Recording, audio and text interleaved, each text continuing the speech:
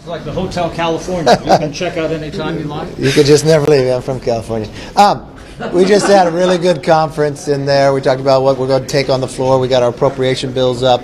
I'm going to bring up the motion to vacate today. We'll do it in the first series and move through this. Speaker McCarthy, will you still be Speaker of the House by the end of tonight? You know, if I counted how many times someone wanted to knock me out, I would have been gone a long time ago. So confident? Yes. Can you explain a little bit about why do it today? I mean, the idea that you Why not? rip the Band-Aid off here, or what?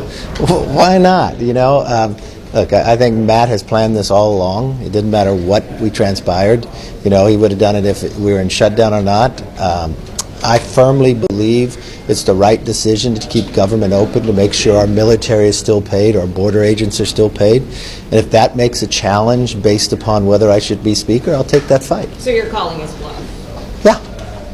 What was your conversation like with Senator Jeffries? Why did he call him? Well, I have to talk to Jeffries about a lot of things. We talk every week. We talk sometimes during the week.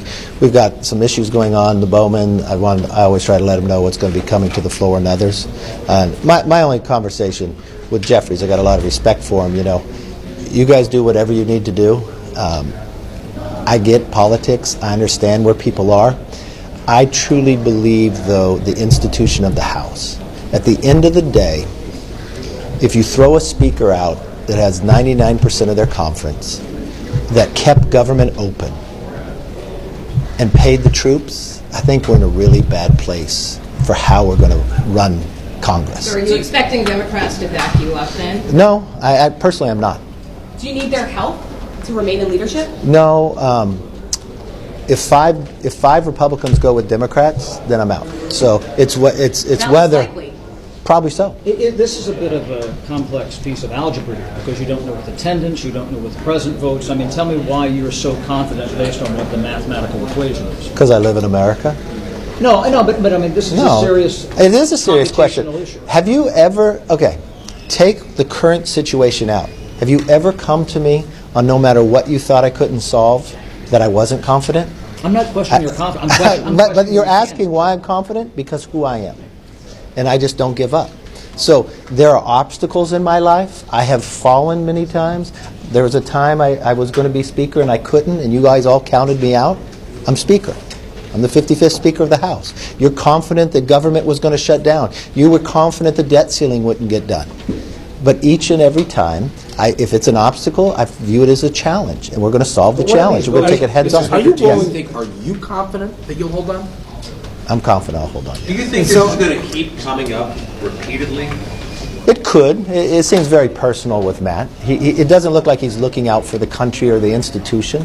I mean, I gave this quote away. You ought to read, maybe I'll give it to you later in the process of what canon. Are you ruling out any sort of power-sharing agreement with Democrats or any sort of deals with Democrats? That doesn't work. Look, I'm a conservative. I'm a Republican. I'm a conservative that wants to get things done. Look, I know we live in our government's designed to have compromise, but look, we're in the majority. You don't surrender. Do you work with the other side? Yeah, and that's what I've done. I mean, from the day I came in, I've always said I'm going to treat Hakeem the way I wanted to be treated. And I think you've seen that. Everything doesn't have to be political. And I firmly believe when you look at history, and when I talk to the other speakers like a Boehner or Paul Ryan, the first thing when they would meet, Nancy Pelosi would come, and she would simply say to him, if anyone ever did that motion, we would stand with you. Not because of you and not because we agree politically, simply because of the institution needs to be able to stand on its own. First thing she did when she became Speaker was she removed that. And you know what? It gave me the power to make that motion on her. I had a lot of Republicans that wanted me to do it. I never did it. Did Nancy and I get along? No, we really don't get along.